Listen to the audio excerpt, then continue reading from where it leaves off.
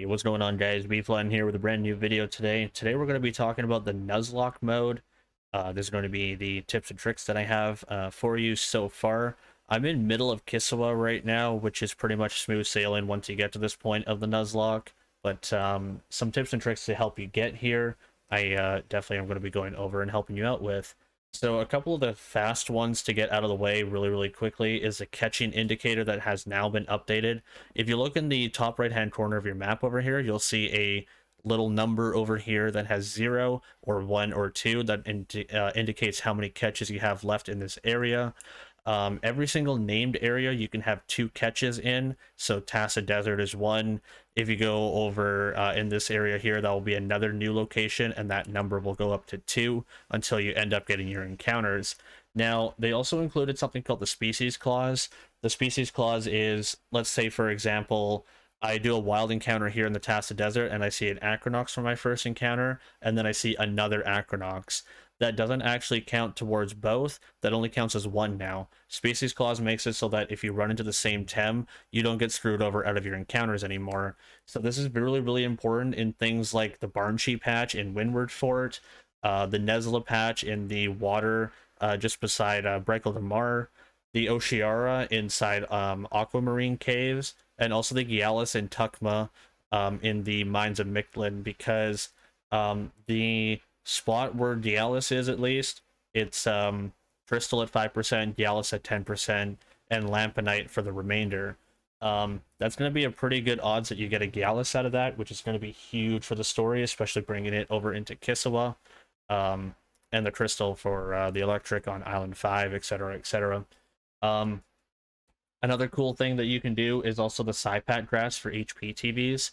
If you go into Island number 1, the patch of grass just left of Turquesa, there's 100% Cypat spawn there. If you kill all the Tems that are in there, you get 3 HP TVs per Cypat, per Tem that kills it. So that way you can over level and over buff your Tems before moving on to the next area, so that you can take more hits. It's going to be huge. Another couple of things to keep in mind as well is later on, the last boss is timed, so it's 15 turns. If you don't beat it in 15 turns, you technically lose. So make sure to keep an eye on that and have some plans for it. Try to overlevel for it as well. If you have a Tem that's able to pop evasion, kill his Volcrane as quickly as possible, because he gets evasion, and that can screw over your run really quickly. Certain fights are scaled down, so like if there's a point in time where in the normal story something's like level 80 or whatever, they don't actually do that for you. Only in main fights, however. If you go ahead and proceed forward and go into a random tamer, like there's a level 100 Monko on Island 6, for example, that guy still has a level 100 Monko. That's not scaled down at all. So like dojo leaders, Max, General X, things like that, those are scaled down as main fights, but the side fights are not. Another good one is the gifted Tems, the Nuzlocke and the Valash. Nuzlocke and Valash are going to be huge hard carries for you when they get gifted to you. A lot of people don't really like Tukma when you lose your items and your Tems. However, there's only 3 main fights that you have to do in order to get through to get all of your stuff back again. So you don't have to worry about that one too much.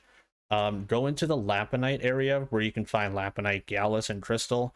Not only for your 2 encounters, but also to train on Lamponites, so that you can level up your Tems really easily and really quickly.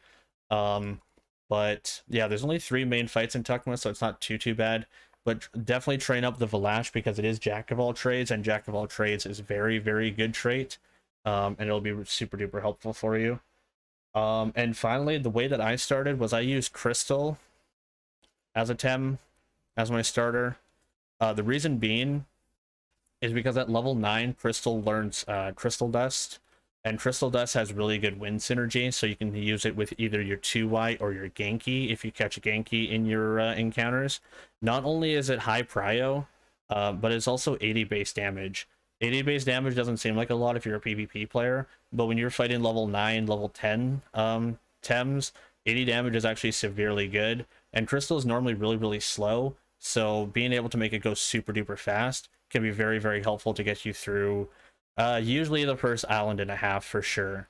It's very helpful for the Sparsies as well, which has Doom. And if you're playing a Nuzlocke and you get doomed and die, you lose. So Crystal Dust is super duper helpful to get you through those challenging areas.